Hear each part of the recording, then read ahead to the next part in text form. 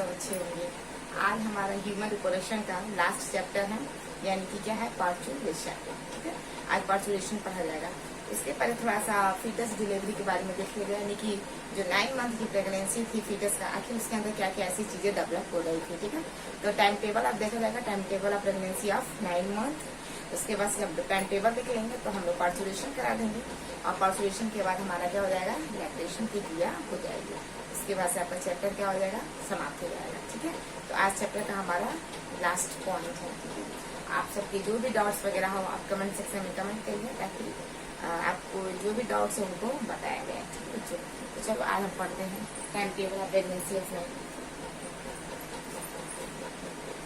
Table of pregnancy of 9 month. ठीक बच्चों, time table आगे हो जाएंगे। तो देखो आज हम लोग स्टार्ट करते हैं कैसे।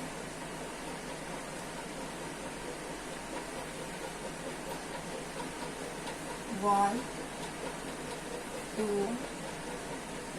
3 4 5 6 7 8 और 9। ये आपका फर्स्ट हो गया, second, third, fourth, fifth, 6 7 8 9। Clear बच्चों, ये आपका हमारा तो क्या हो जाएगा, ये मंथ है हमारा।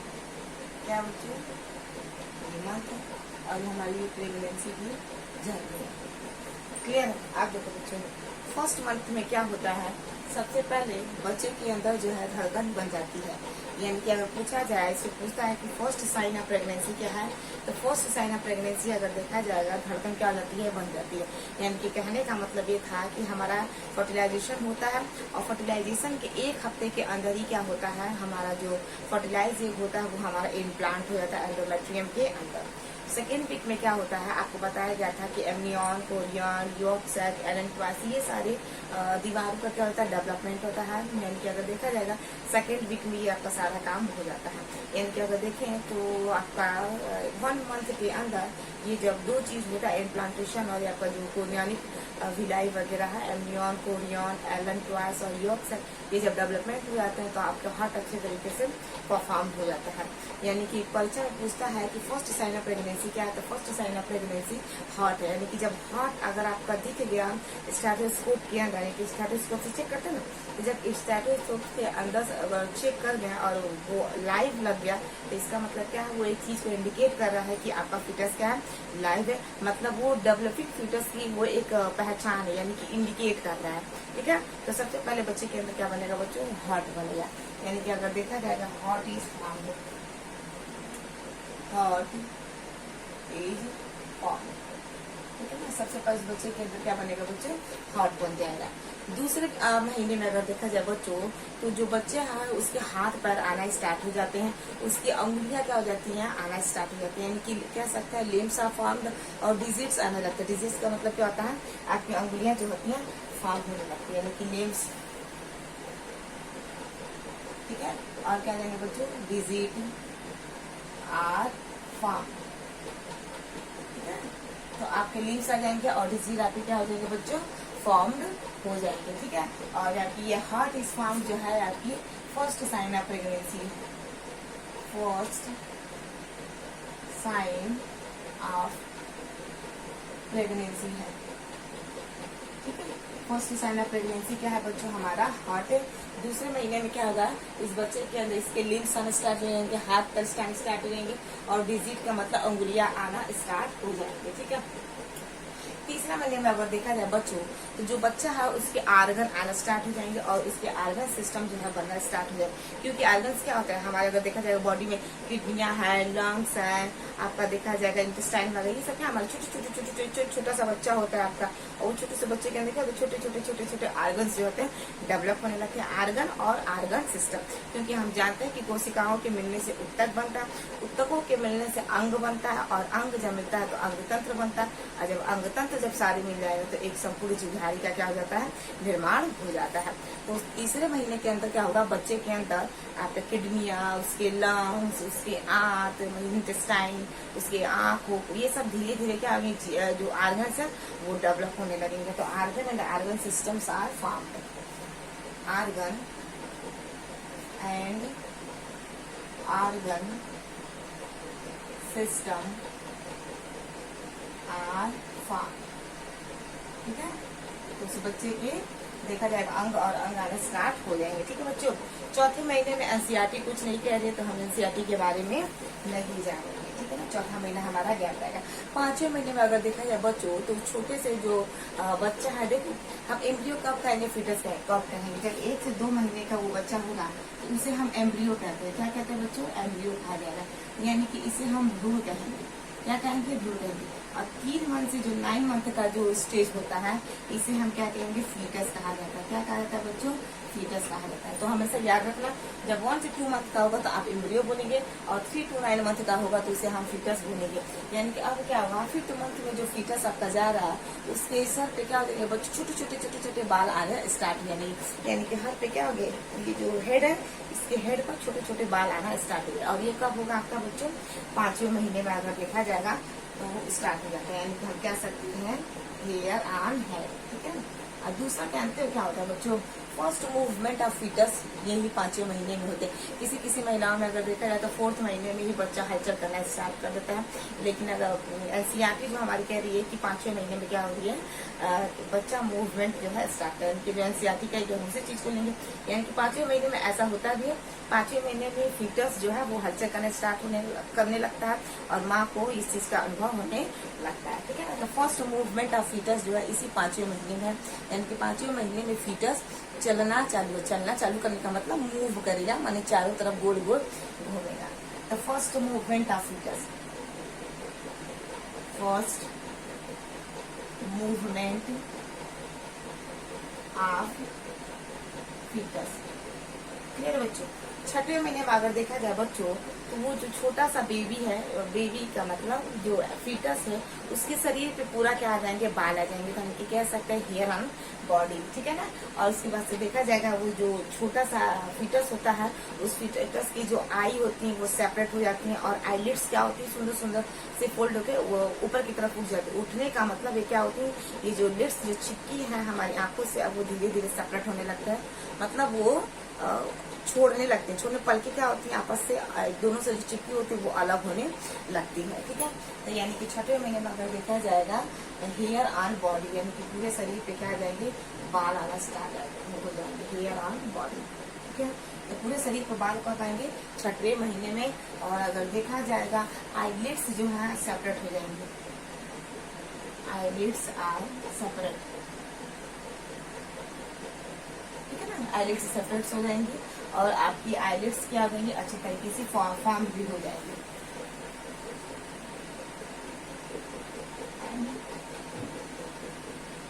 आईलिड्स आर फॉर्म, आंखें बंद भी जाएंगी, आईलिड्स अच्छी तरीके से बंद भी जाएंगे और आपकी सेपरेट हो जाएंगे। उसके बाद से बच्चों 7वें महीने में, 8वें महीने में और 9वें महीने में एनसीईआरटी हमारी कुछ नहीं करे। यानी कि इस समय अगर देखा जाएगा बच्चे का क्या होगा, और तेजी से डेवलपमेंट होता है, विकास होता है। यानी कि पूर्ण रूप से अगर देखा जाएगा, ये जो महिला का जो 40 हफ्ता का जो जर्नी होता है, बहुत टफ जर्नी होता है, ठीक है। इस 40 हफ्ते की जर्नी को लेकर यानी कि 9 मंथ क्या होती है, कंप्लीट होती है। और आने वाले समय में क्या होता है, माँ अपने एक नन्हे से बच्चे को जन्म देती है। 3 महीने में अगर देखा जाएगा बच्चे का क्या होता है, अच्छे तरीके से डेवलपमेंट होता है। 9 महीने तक बच्चे का माँ के गर्भ के अंदर बढ़ाना बहुत जरूरी है, क्योंकि वो अच्छे तरीके से डेवलप हो जाता है। अगर 9 महीने के पहले अगर किसी कंडीशन में अगर हम बाहर निकालते हैं तो उतना इन्वायरमेंट तरीके से वो डेवलप नहीं कर पाता है जितना अपने माँ के गर्भ में वो डेवलप करता है, ठीक है।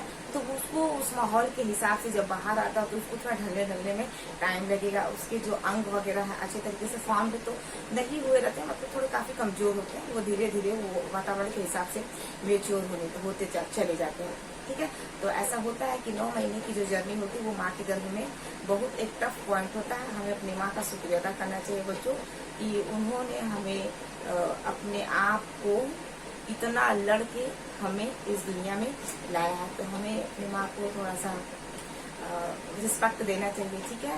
और दूसरी बात ये भी रिस्पेक्ट देना चाहिए कि 9 महीने तक हम ये माँ के गर्भ में थे और उनका खून चूस के, यानी कि खून से ही क्या हम सींचे हैं, तो उन्हीं का खून से ही हमारी सिंचाई हुई है। तो थोड़ा खून से हम भोजन को किए हैं, तो थोड़ा ये भी हमारा रिस्पेक्ट बढ़ जाता है, ठीक है। तो आई होप आप मेरी बातों को समझ रहे हैं।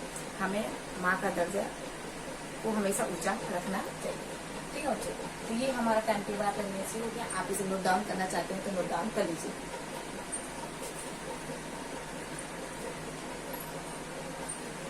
चलो बच्चों, अब हम अगला टॉपिक जो है हमारा पार्चुरेशन पढ़ा जाए, ठीक है ना। पार्चुरेशन आज इसको खत्म कर दिया जाए। पार्चुरेशन चला जाए।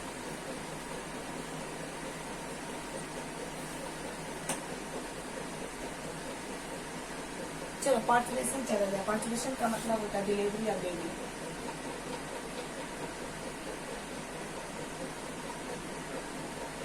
जिसे कहा जाता है बच्चों प्रसव पीड़ा।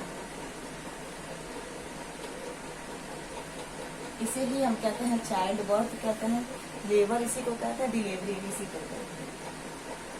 चाइल्ड बर्थ इसी को ही हम लेबर कहते हैं और इसी को ही हम क्या कहेंगे बच्चों, चाइल्ड बर्थ में इसी को लेबर, इसी को डिलीवरी कहते हैं। क्या कहोगे बच्चों, डिलीवरी इसी को, ठीक है। चलो देखो प्रसव कैसे होगा। ये है फीमेल का यूट्रस, फीमेल का ये है आपका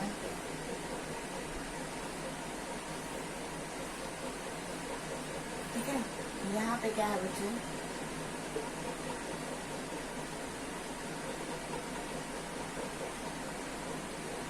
ये है फीटस,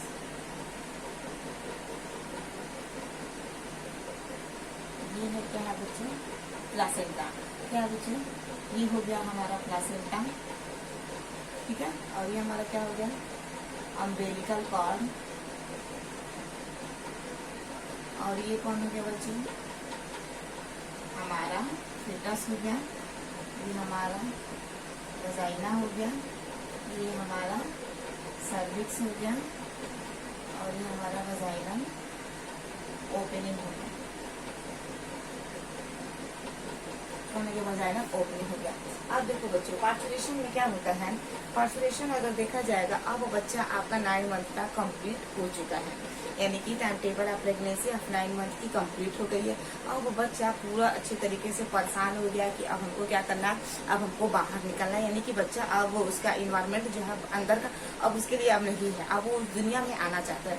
तो क्या होगा बच्चों, जैसे वो बच्चा 9 मंथ का होगा और बाहर आना चाहेगा तो क्या होगा, ये जो फीटस है इस फीटस के अंदर एक ग्रंथि होती है जिसे एड्रिनल ग्लैंड के नाम से जाना जाता है। हमारे अंदर या किसी के भी अंदर एड्रिनल जो ग्लैंड होती है वो एड्रेनलिन हार्मोन निकालती है जिससे हम अपने बीपी को कंट्रोल करते हैं। थोड़ा सा बात जान जाइएगा, एड्रेनलिन हार्मोन जो कि वो किडनी के ऊपर वो ग्रंथि होती है। ऐसा लगता है कि किडनी हमारी क्या है, टोपी लगाकर बैठी हुई है, ठीक है। तो एड्रेनल ग्रंथि की ये पोजीशन है कि किडनी के ऊपर पाई जाती है। अब देखिए जैसे ये फीटस 9 मंथ का जब कंप्लीट होता है इस फीटस के अंदर हलचल मचता है। अब ये फीटस बाहर आना चाहता है। जब ये बाहर आएगा उसके पहले क्या होता है कि ये फीटस अपने ग्रंथि से यानी कि एड्रेनल ग्लैंड से क्या करती है, बहुत ज्यादा मात्रा में एंड्रोजन निकालना स्टार्ट कर देती है। क्या निकालते हैं बच्चों, एंड्रोजन निकालना स्टार्ट कर देती है। यानी कि कौन है बच्चों, ये आपकी फीटस है। कौन है, फीटस। फीटस यानी कि कब करेगी ये सारा काम, 9 मंथ का जब ये कंप्लीट हो जाएगा। तो जब 9 मंथ का कंप्लीट हो जाएगा तो ये फीटस कहाँ से निकाल रही है, एड्रेनलिन ग्लैंड से। एड्रेनलिन ग्लैंड अगर एड्रेनल ग्लैंड से अगर देखा जाएगा, एड्रेनल ग्लैंड से अगर देखा जाएगा बच्चों, फीटस के एड्रेनल ग्लैंड से अगर देखा जाएगा बहुत ज्यादा मात्रा में एंड्रोजन निकलना स्टार्ट हो जाता है। क्या निकलना स्टार्ट हो जाता है बच्चों, एंड्रोजन निकलना स्टार्ट हो जाता है। जब ये ज्यादा से ज्यादा मात्रा में एंड्रोजन निकलना स्टार्ट हो जाता है तो क्या करता है कि जब ये एंड्रोजन निकलता है यहाँ से, एंड्रोजन आपका यहाँ से निकलता है तो ये एंड्रोजन को कैप्चर कर लेता है। कौन कैप्चर कर लेता है, हमारा प्लासेंटा। प्लासेंटा क्या करता है, एंड्रोजन को खींच लेगा और उसको एस्ट्रोजन में बदल देता है। तो ये एंड्रोजन को कौन लेगा बच्चों, इस एंड्रोजन को कौन लेगा, इस एंड्रोजन को ले लेगा प्लासेंटा। कौन ले लेगा, प्लासेंटा लेगा, और प्लासेंटा इस एंड्रोजन को किस में कन्वर्ट कर देगा, एस्ट्रोजन में कन्वर्ट कर देगा। इसमें कन्वर्ट कर देगा बच्चों, एस्ट्रोजन के अंदर कन्वर्ट कर देगा। अब देखो क्या होगा, जैसे एस्ट्रोजन के अंदर कन्वर्ट होता है, और हम एक चीज जानते हैं कि हमारी प्रेगनेंसी का संरक्षण कौन करता है, हमारा एक हार्मोन होता है जिसे हम ऑक्सीटोसिन कहते हैं। यानी कि ऑक्सीटोसिन अगर देखा जाए, ऑक्सीटोसिन कह रहे हैं, हमारा क्या है बच्चों, हमारा अगर देखा जाएगा प्रोजेस्टेरॉन, क्या है बच्चों, progesterone. Oxytocin is the love hormone also, ठीक है। तो क्या होता है कि हमारा जो प्रेगनेंसी का जो संरक्षण करता है हार्मोन, वो हमारा होता है प्रोजेस्टेरॉन। और क्या होता है कि प्रोजेस्टेरॉन का हमारे बॉडी में इसका बैलेंस रहना बहुत जरूरी है, क्योंकि अगर प्रोजेस्टेरॉन का बैलेंस अगर सही तरीके से नहीं रहेगा तो जो फीटस है, यानी कि जो बच्चा है, उसका गर्भपात हो जाएगा, बच्चा बाहर आ जाएगा, प्रोजेस्टेरॉन का लेवल जब कम होगा तो। इसलिए क्या होते हैं, जो डॉक्टर्स होते हैं या जो भी लोग होते हैं जो डॉक्टर मेडिकल लाइन में रिलेटेड होते हैं, फीमेल गर्भवती महिलाएं होती हैं, उनको आपने देखा होगा अधिकतर क्या करती हैं, वो प्रोजेस्टेरॉन का उन्हें इंजेक्शन देती हैं या प्रोजेस्टेरॉन का उन्हें दवाइयां वगैरह चलाई जाती है 9 महीने तक, ताकि इसका जो गर्भ है वो 9 महीने तक बना रहे। तो 9 महीने तक गर्भ को बने रखने के लिए वो हिलना डुलना नहीं चाहिए, ठीक है ना, वो हार्मोन का लेवल जिसे हम प्रोजेस्टेरॉन कह रहे हैं। तो 9 महीने तक इसका लेवल मेंटेन रहे, इसलिए हम क्या करते हैं, प्रोजेस्टेरॉन की दवाइयां वगैरह लेते हैं, या प्रोजेस्टेरॉन का लेवल हमारे बॉडी में ठीक ठाक रहना चाहिए 9 महीने तक। अगर 9 महीने तक प्रोजेस्टेरॉन का लेवल नहीं ठीक रहा, बच्चा शरीर से बाहर आ जाएगा। क्लियर है बच्चों। तो अब देखो क्या होगा, अब क्या होगा, जैसे ही एस्ट्रोजन निकालेगा, यानी कि फीटस ने क्या किया, अपने एड्रिनल ग्लैंड से एंड्रोजन हार्मोन को निकाला, एंड्रोजन हार्मोन को ले लिया प्लासेंटा ने। जब प्लासेंटा एंड्रोजन हार्मोन को लेगा तो उसे एस्ट्रोजन में बदलेगा, और जब एस्ट्रोजन में बदलेगा तो तुरंत ये एस्ट्रोजन प्रोजेस्टेरॉन को शट ऑफ करके रोक देगा। यानी कि अब प्रोजेस्टेरॉन का काम खत्म होने वाला है, क्योंकि 9 मंथ कंप्लीट हो रहा है। जब 9 मंथ कंप्लीट होगा बच्चों, तो प्रोजेस्टेरॉन का लेवल कम होना चाहिए, तो कम लेगा तभी तो वो फीटस बाहर आएगा ना। तो यही होता है, नेचर ने ऐसा चीज दिया है। जब 9 मंथ कंप्लीट होगा और एस्ट्रोजन जब तेजी से निकलेगा, तो एस्ट्रोजन प्रोजेस्टेरॉन के लेवल को कम कर देगा। क्या कर देगा बच्चों, कम कर देगा, ताकि फीटस बाहर आए, क्योंकि 9 मंथ आपका कंप्लीट हो चुका है। तो क्या होगा, एस्ट्रोजन का 2 काम है। पहला काम क्या है, प्रोजेस्टेरॉन के लेवल को कम करना। पहला काम क्या है बच्चों, पहला काम जो है एस्ट्रोजन का, पहला काम एस्ट्रोजन का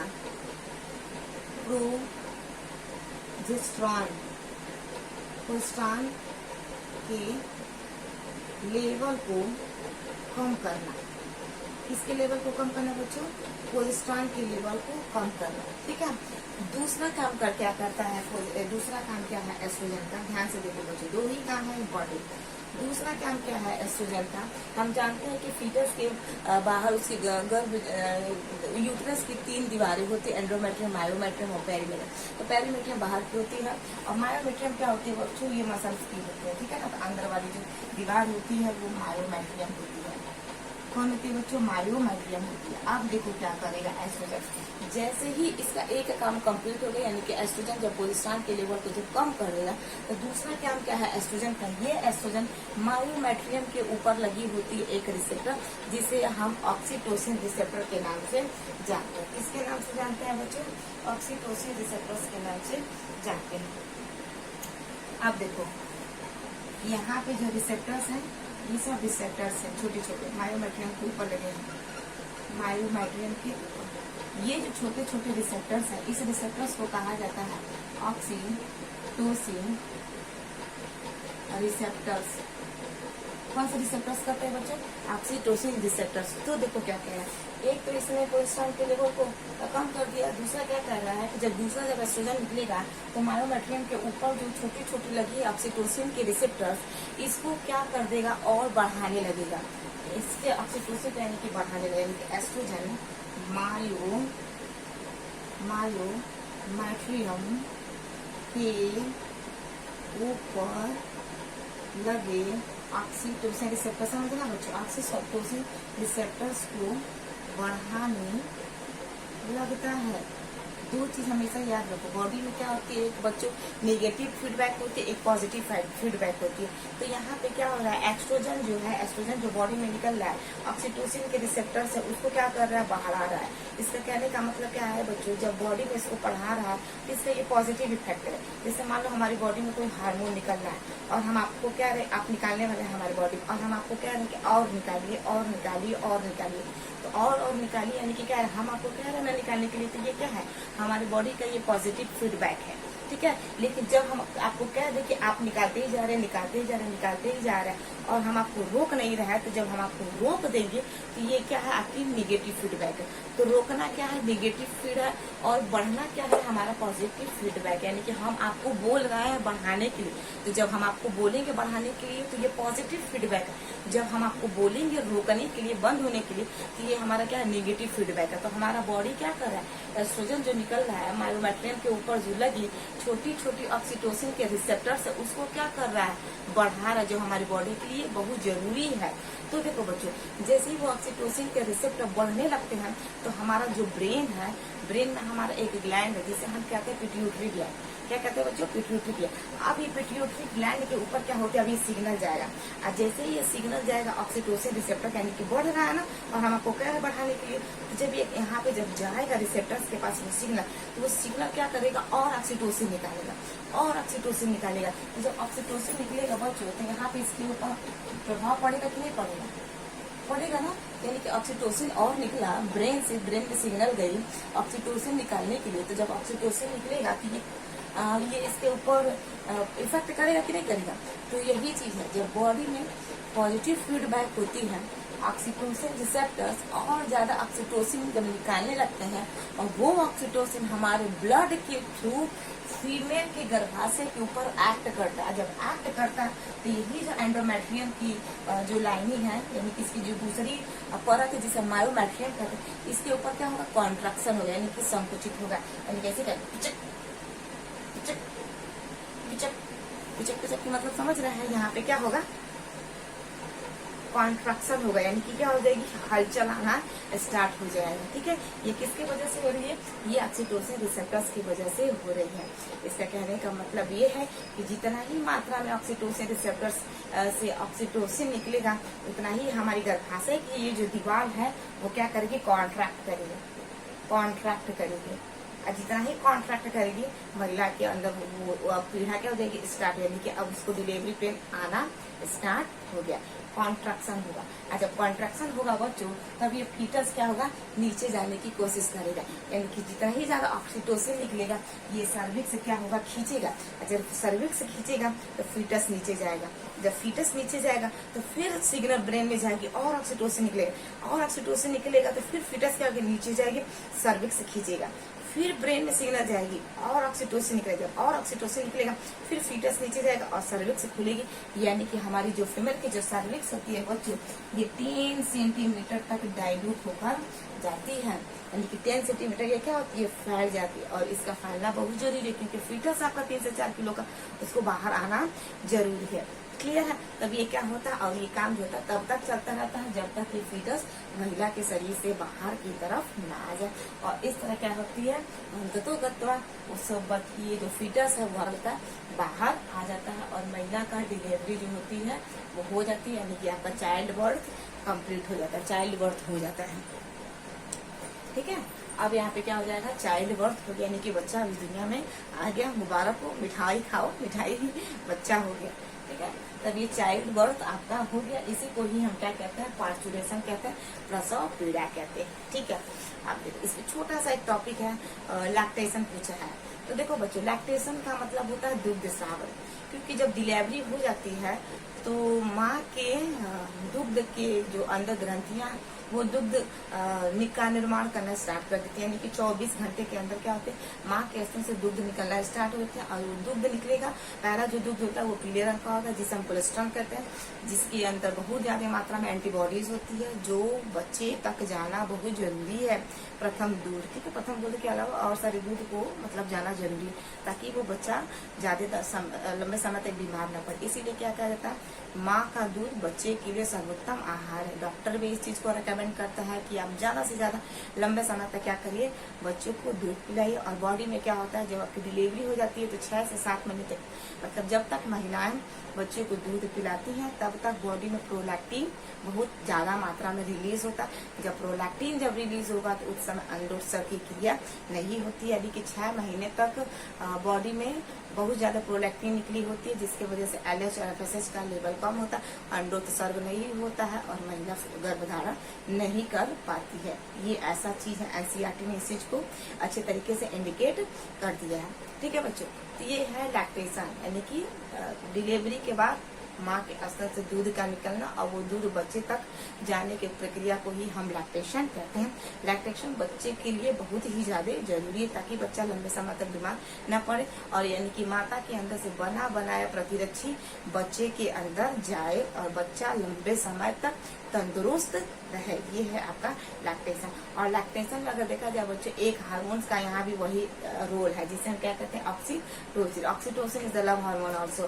ठीक है, तो ऑक्सीटोसिन को ही हम लव हार्मोन्स के नाम से जानते हैं, क्योंकि जब बच्चा रोता है तो उसके रोने की किलकारी जो माँ के ब्रेन में जब जाती है तो ऑक्सीटोसिन क्या करता है, तेजी से हार्मोन निकालना स्टार्ट कर देता है। अब वो हार्मोन तुरंत माँ के स्तन पर एक्ट करता है। जब स्तन पर एक्ट करता है तो एल्बुलाई वगैरह होती है, वहां से दूध निकलना स्टार्ट हो जाता है और वो दूध बच्चे के अंदर तक जाता है। ठीक है बच्चों, तो ये रहा आज हमारे ह्यूमन रिप्रोडक्शन का last topic, parturition and lactation, जो आज क्या हो गया, समाप्त हो गया। ठीक है बच्चों, इसके अलावा इस रिप्रोडक्शन चैप्टर से जो भी डाउट्स हैं प्लीज आप कमेंट सेक्शन में कमेंट करिए, ताकि हमको पता चले।